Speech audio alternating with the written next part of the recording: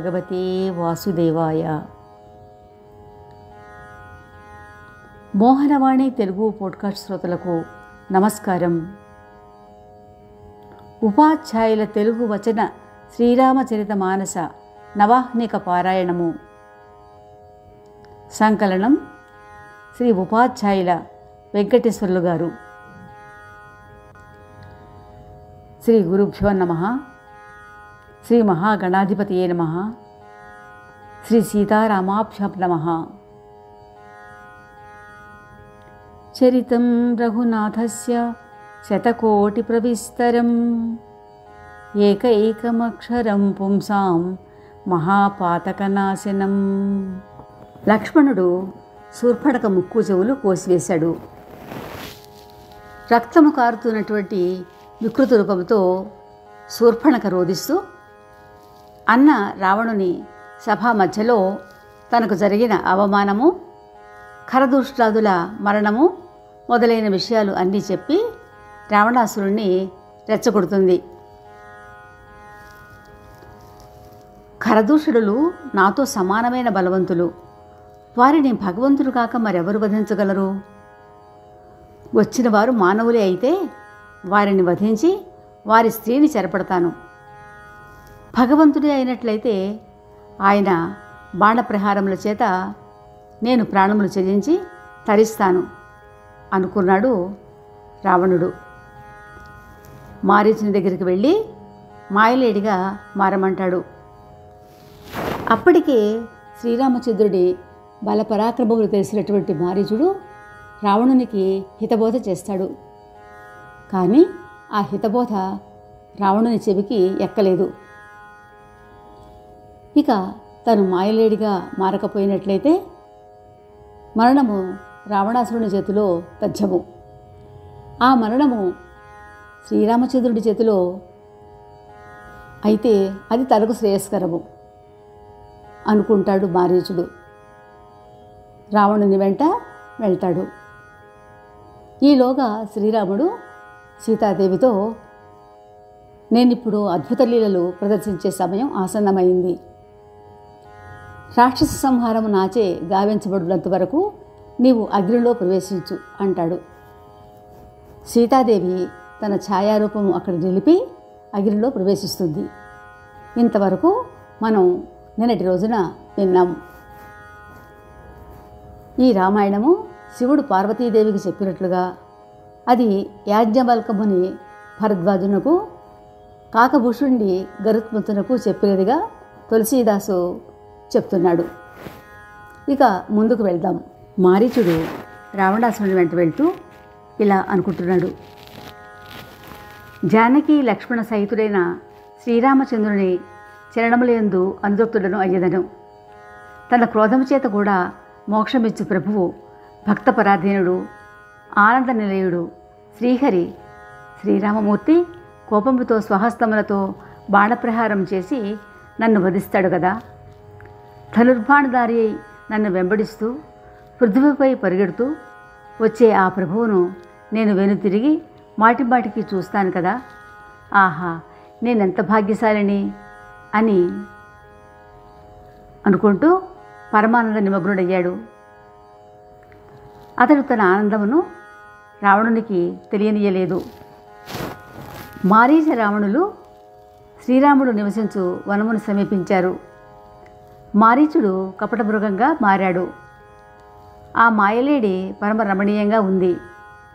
సీతాదేవి ఆ మనోహర హరిణమును, దాని శోభను చూసి శ్రీరామచంద్రునితోటి, రఘువీర, ఆ మృగచర్మము ఎంత రమణీయముగా ఉన్నదో చూశారా? ప్రభు, మీరు దానిని సంహరించి దాని సుందర చర్మము తీసుకొని రారాదా అంది. శ్రీ రఘువీరుడు మారీచుడే ఈ మాయలేడి అని తెలిసి కూడా దేవకార్యము నెరవేర్చుటకు పరమహర్షంతో బయలుదేరాడు. వీపుపై అంబుల పొది బిగించి చేతితో ధనుసుపై అమోఘ బాణమును సంధించి బయలుదేరుతూ లక్ష్మణునితో, తమ్ముడు, అడవిలో రాక్షసులు ఎక్కువగా తిరుగుతూ ఉన్నారు.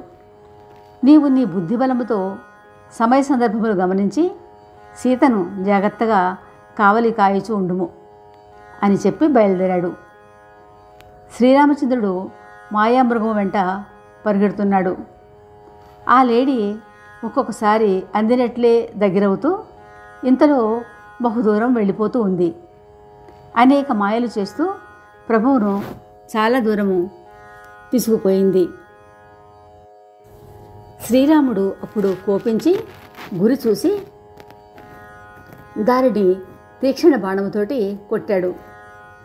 బాణము తగులగానే అది ఘోరారావం చేస్తూ నేల కూలింది. మొదట హా లక్ష్మణ, హా లక్ష్మణ అని పిలిచి తనలో రామనామము స్మరించుకుంది.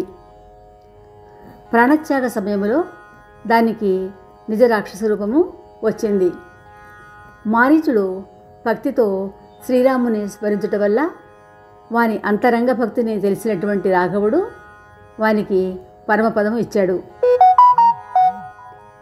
ఆ విధంగా రాక్షసునికి మోక్షం ఇచ్చిన దీనబంధువు శ్రీరామచంద్రుని లీలా సద్గుణావళిని స్తుతించి దేవతలు పుష్పవర్షం కురిపించారు. దుష్టరాక్షసుని సంహరించినంతనే ప్రభువు వెంటనే వెనుతిరిగాడు. ఇక్కడ సీతాదేవి మారీచుడు చనిపోయినప్పుడు హా లక్ష్మణ, హా లక్ష్మణ అని చేసిన ఆర్తనాదము విని మిక్కిలి భయము చెంది లక్ష్మణునితో అతి త్వరగా నీవు అక్కడికి వెళ్ళమని చెప్పింది. లక్ష్మణుడు సీతతో శ్రీరామునికి కలలో అయినా ఆపద రాదు అని చెప్పినా ఆమె మర్మాంతకమైన కఠోర వచనములు పలికింది. దైవ ప్రేరణ చేత లక్ష్మణుని హృదయం శోభించింది. సీతాదేవి రక్షణ బాధ్యతలను వనదేవతలకు, దిక్పాలకులకు ఒప్పగించి రావణునకు రాహువైన శ్రీరాముడు ఉన్న చోటికి వెళ్ళాడు. పర్ణశాలలో ఎవరూ లేని సమయం చూసి రావణుడు యతి రూపములో సీతాదేవిని సమీపించి దొంగవలే అక్కడకు చేరాడు.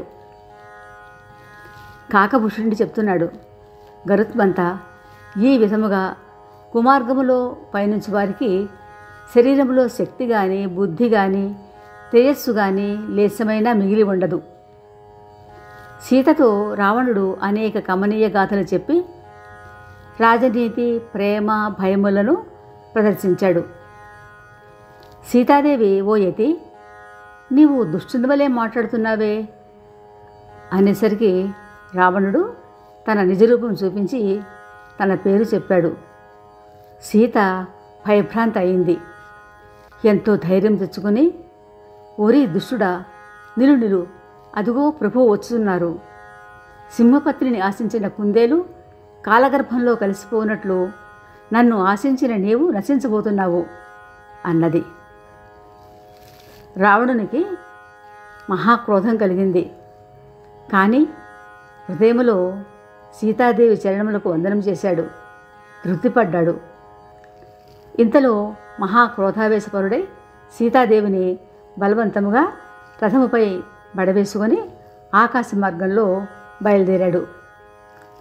కానీ ఆందోళనతో రథమును సరిగ్గా నడపలేకపోతున్నాడు.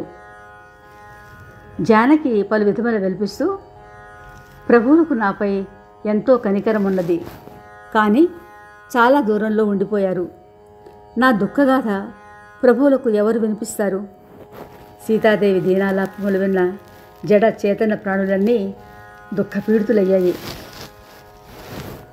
పృథరాజు జటాయువు సీత ఆర్తనాదం విని రఘుకుల తిలకుని ధర్మపత్ని అని నీచ రావణుడు ఎత్తుకుపోతున్నాడని గుర్తించాడు. ఓ సీత, పుత్రి, భయపడకు, ఇదిగో నేను వస్తున్నాను, నేను ఈ రాక్షసుని వధిస్తాను అంటూ మహాక్రోధంతో రావణాసురుడిపై విరుచుకుపడి, ఓరీ దుష్టుడా, ఆగుము, నిర్భయముగా నీవెక్కడికి పోగలవు, నీవు నన్ను ఎరుగువా అని అతనిపైకి వెళ్ళాడు. సాక్షాత్తు యముని వలె తన పైకి వచ్చిన జటాయువును చూసి రావణుడు మనసులో, ఇది పర్వతమా లేక పక్షిరాజు గరుత్మంతుడా? గరుత్మంతుడే అయినచో దానికి దాని యజమాని విష్ణువునకు నా బలదర్పములు తెలిసే ఉండునే అని అనుకునేటంతలో దగ్గరకు వచ్చిన జటాయువును గుర్తించి, ఓహో, ముసలి జటాయువా అయితే ఈనాడు నీ శరీరమును నా బాహుబల తీర్థంలో ముంచెదను అన్నాడు. ఇది విని జటాయువు, రావణ, నా మాట విను. జానకీదేవిని విడిచి క్షేమముగా ఇంటికి చేరు. లేనిచో అత్యంత భయంకరమైన శ్రీరామ క్రోధాగ్నిలో పతంగము వలె పడి నీ వంశమంతా భస్మమైపోతుంది. కానీ రావణుడు బదులు చెప్పగా పోవడంతో జటాయువు తన ముక్కుతో రావణాసురుని శరీరము విదీర్ణం చేస్తూ ఉంది. రావణాసురుడు మహోగ్రుడయ్యాడు. ఖడ్గముతో జటాయువు రెక్కలను నరికివేశాడు. పక్షిరాజు జటాయువు శ్రీరామచంద్రుని అద్భుత లీలానాటకము స్మరించి నేల కొరిగింది. రావణుడు సీతాదేవిని మరలా రథముపై బడవేచి ఆందోళితుడై అతి భయముతో బయలుదేరాడు. ఆకాశ మార్గములో సీత వేటగాని వలలో చిక్కిన ఆడు లేడివలే బహువిధముల వెలుపిస్తూ పర్వతముపై ఉన్న వానరులను చూసి హరినామస్మరణ చేస్తూ తన వస్త్ర ఆభరణముల మూటను జారవేసినది. ఈ విధముగా రావణుడు సీతను లంకకు తీసుకుపోయి అశోకవనంలో ఉంచాడు. అతడు సీతను అనేక విధముల ప్రేమను ప్రదర్శించి భయపెట్టి లొంగదీయ ప్రయత్నించాడు. చివరకు ఓడిపోయాడు. ఆమెకు కట్టుదిట్టమైన ఏర్పాటు చేసి అశోక వృక్షము కింద ఉంచాడు. సీత మహా దీనురాలై హరినామస్మరణ చేస్తూ ఉంది. అక్కడ వనములో లక్ష్మణుడు తన వైపే వచ్చుచుండుట చూసి రాఘవుడు బాహ్యముగా ఎంతో ఆందోళనతో, తమ్ముడు, జానకిని ఒంటరిగా విడిచి ఎందుకు వచ్చితివి? సీత ఆశ్రమంలో లేదేమో అని నా అనుమానము అన్నాడు. లక్ష్మణుడు అన్నగారి పాదములు తాకి చేతులు జోడించి జరిగినదంతా చెప్పాడు. రామలక్ష్మణులు తమ ఆశ్రమమునకు వచ్చి చూసి పర్ణశాలలో జానకి లేకపోటు చేత శ్రీరాముడు సామాన్య మానవుని వలె ఎంతో దీనుడై విలపించాడు.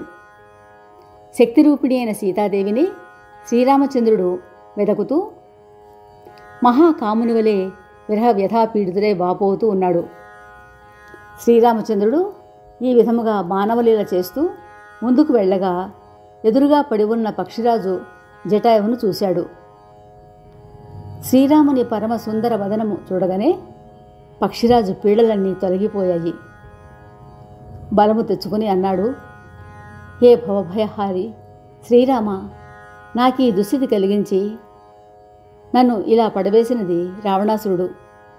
అతడే జానకిని అపహరించి దక్షిణ దిశగా తీసుకుపోయాడు. ప్రభు, నీ దర్శనము కొరకే నేను ఇంతవరకు ప్రాణములు నిలుపుకొని ఉన్నాను. ఇంకా అవి నిలువవు. శ్రీరాముడు, అయ్యా, ఎలాగైనా మీరు ప్రాణములు నిలుపుకోవాలి అనగా జటాయువు నవ్వుతూ, చనిపో సమయంలో ఎవరి నామము ఉచ్చరించినా ఎంత మహాపాపి అయినా ముక్తుడవుతాడని వేదములు చెప్తూ ఉన్నాయో, సాక్షాత్తు అట్టి మీరు నా ఎదుట నిలబడి కనిపిస్తూ ఉన్నారు. ఇంకా ఏ ప్రయోజనం కొరకు నేను ఈ దేహమును నిలుపుకుంటాను? రఘురాముడు కంటతడి పెట్టి, మీ ఉత్కృష్ట ప్రవర్తన వల్లనే ఇటువంటి సద్గతి పొందారు. ఎవరి హృదయంలో పరోపకారి దృష్టి ఉండునో వారికి ఈ లోకములో ఏది దుర్లభము కాదు. మహాశయ, మీరీ శరీరం త్యజించి నా దివ్యధామము చేరండి. అయ్యా, మీరు స్వర్గలోకం వెళ్ళి సీతాపహరణ వార్తను నాన్నగారితో చెప్పవద్దు.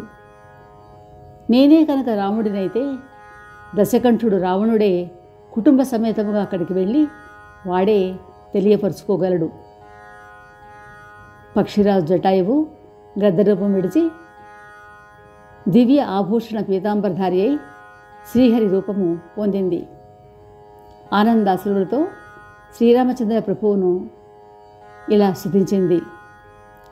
శ్రీరామచంద్ర, మీకు జయము. మీ దివ్యరూపము అనుపమానము.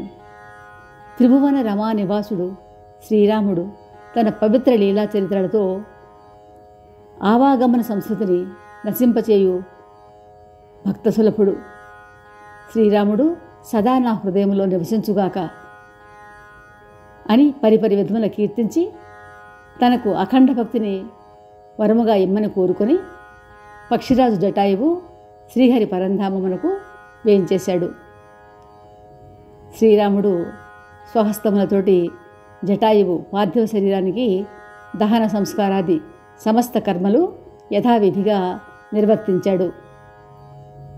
శ్రీ రఘురాముడు అత్యంత మృదు స్వభావి, దీనదయాళువు, అవ్యాజ కరుణామయుడు కనుకనే పక్షులలోకెల్లా అధమజాతి మాంసాహారమైన గ్రద్దకు కూడా యోగి జన దుర్లభమైన సద్గతిని ప్రసాదించాడు. శివుడు చెప్తూ ఉన్నాడు, పార్వతి, ఇటువంటి దీనబాంధవుడు భగవంతుడును అయిన రాముని విడిచి విషయానురక్తులైన జనులు ఎంత అభాగ్యులో కదా. ఇక సీతని వెతుకుచూ సోదరులిద్దరూ కీకారణ్యం గుండా వెళ్తూ ఉన్నారు. వారికి దారిలో ఎదురుపడ్డ కబంధ రాక్షసుని శ్రీరాముడు వధించి అతడికి శాప విముక్తి కలిగించాడు. తన శాప వృత్తాంతం చెప్తూ అతడు దుర్వాసముని నన్ను శపించాడు, ప్రభు దర్శనముతో నేడు శాపము తొలగిపోయినది అన్నాడు. శ్రీరాముడు అతనితో, ఓయి గాంధర్వ, బ్రహ్మకులమునకు ద్రోహము చేయువారన్నా నాకు అసలు గిట్టదు. మనోవాక్కాయ కర్మలతో నిష్కపటముగా బ్రాహ్మణ సేవ చేయువారికి నాతో సహా శివ బ్రహ్మాది దేవతలందరూ వశవర్తులవుతారు. శపించినను కొట్టినను కఠినముగా దూషించినను బ్రాహ్మణుడు పూజనీయుడే అని చెప్పి శ్రీరాముడు తన భాగవత ధర్మము గురించి అతనికి బోధించాడు. కబంధుడు శ్రీరామ పాదములకు మొక్కి తన నిజ గాంధర్వ రూపంతో ఆకాశ మార్గమునకు వెళ్ళిపోయాడు. ఇలా శ్రీరాముడు గంధర్వునకు సద్గతి ఇచ్చాడు. శ్రీరాముడు శబరి ఆశ్రమమునకు వేయించేశాడు. శబరికి మతంగ మహర్షి చెప్పిందంతా గుర్తుకు వచ్చింది. ఆమె మనసు ఆనందమయమయ్యింది. ఆమె జటాజుటములతో ఉరుముపై వనమాల ధరించి ఉన్న శ్యామల గౌర వర్ణ సుందర రాకుమారుల చరణ కమలములపై పడి వారి పాదములను పెనవేసుకుంది.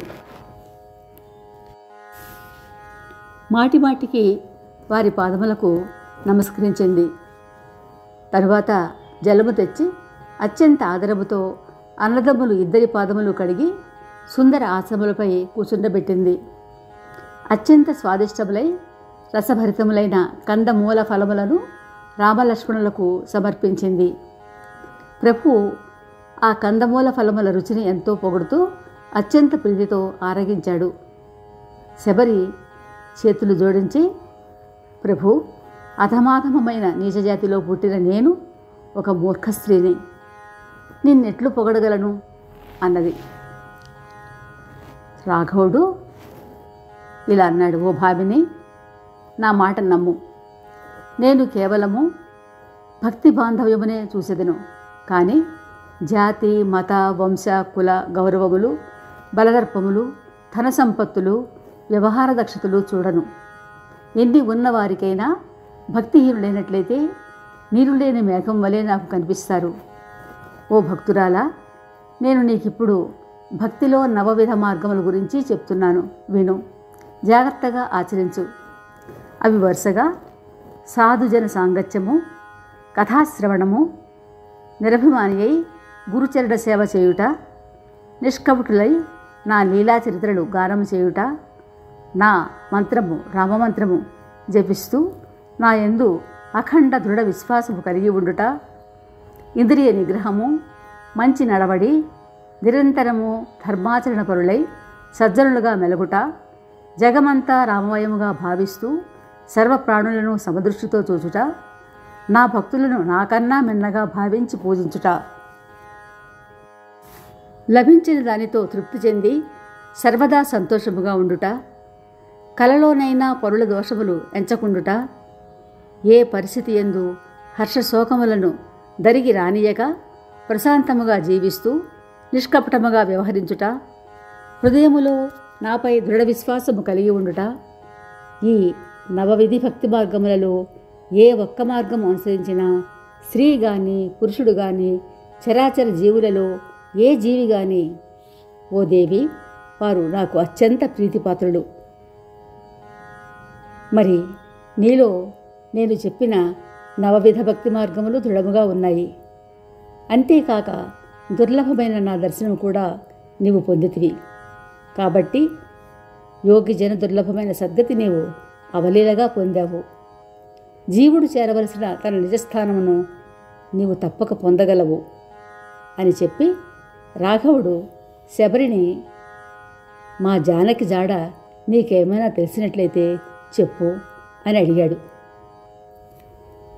అప్పుడు శబరి అంది, శ్రీ రఘునాయక, అన్నీ తెలిసే మీరు నన్ను ఇలా అడుగుతూ ఉన్నారు. ప్రభు, మీరు పంపా సరస్సు వద్దకు వెళ్ళండి. సుగ్రీవునితోటి చెలిమి కలుగుతుంది. అతడు మీకు అన్ని విషయములు తెలియచేయగలడు అని జరగబోవు కథంతా చెప్పి శబరి భగవానుని దివ్యవదనమును తిలకిస్తూ ప్రభు చరణ కమలములను హృదయంలో నిలుపుకొని యోగాగ్ని చేత దేహమును నశింపచేసుకొని ఆ దుర్లభ హరిధామములో లీనమైపోయింది. తులసీదాస్ చెప్తున్నాడు, బహువిధములైన కర్మకాండములు, ధర్మ అధర్మ చర్చలు, పలు మతములు ఇవన్నీ శోకసముద్రములు. మానవులారా, వాటినన్నింటినీ త్యజించండి. విశ్వాసముతో శ్రీరామచరణములను భజించండి.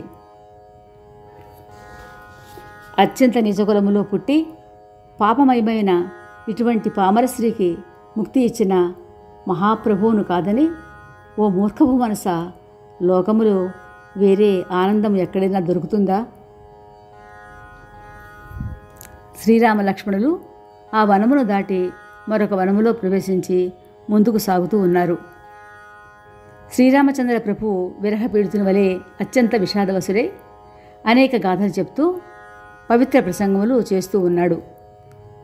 సోదరుడు లక్ష్మణుడితోటి చెప్తూ ఉన్నాడు, తమ్ముడు, ఈ వర సౌందర్యమును చూసి ఎవరి మనసు క్షోభించదు. బాగా మననము చేసినట్లయితే శాస్త్రమును కూడా పఠించి చూడవలేరు. ఈ విధముగా అనేక విధములైన ఉపమానములతోటి విషయములు తెలియచేశాడు. నాయన, కామము, క్రోధము, లోభము ఈ మూడు మహాప్రబల దుష్టశక్తులు. విజ్ఞానఘనుడైన ముని మానసములు కూడా ఇవి క్షణములో విక్లుబ్ధము చేయగలవు. మునిశ్రేష్ఠులు బాగా యోచించి ఈ విధంగా చెప్పారు. లోభమునకు ఇచ్ఛాదర్పములు బలము, క్రోధమునకు పరుషవాక్కులే బలము, కామమునకు కేవలము స్త్రీయే బలము. శివుడు చెప్తూ ఉన్నాడు. శ్రోతలు లైక్ చేసి తమ బంధువులకు, స్నేహితులకు షేర్ చేస్తారని, తమ అమూల్య అభిప్రాయములు కామెంట్ బాక్స్ ద్వారా తెలియచేస్తారని ఆశిస్తున్నాము. శ్రీరామ రక్ష, సర్వజగద్రక్ష. మోహన్వాణి తెలుగు పోడ్కాస్ట్ వింటున్న శ్రోతలందరికీ హృదయపూర్వక ధన్యవాదాలు. వినండి, వినిపించండి, వింటూనే ఉండండి. మోహన్వాణి తెలుగు పోడ్కాస్ట్ మీరు వింటున్నారు. మోహన్వాణి. మా కార్యక్రమాలు మీకు నచ్చితే ఇప్పటివరకు మా ఛానల్కి సబ్స్క్రైబ్ చేసుకోకపోతే వెంటనే ఈ క్షణమే సబ్స్క్రైబ్ చేసుకుని ఆ పక్కనుండే బెల్ బటన్ని మ్రోగించి అందరికీ షేర్ చేసి మీ విలువైన కామెంట్ను కూడా చేసి మమ్మల్ని ప్రోత్సహిస్తారని కోరుతున్నాను.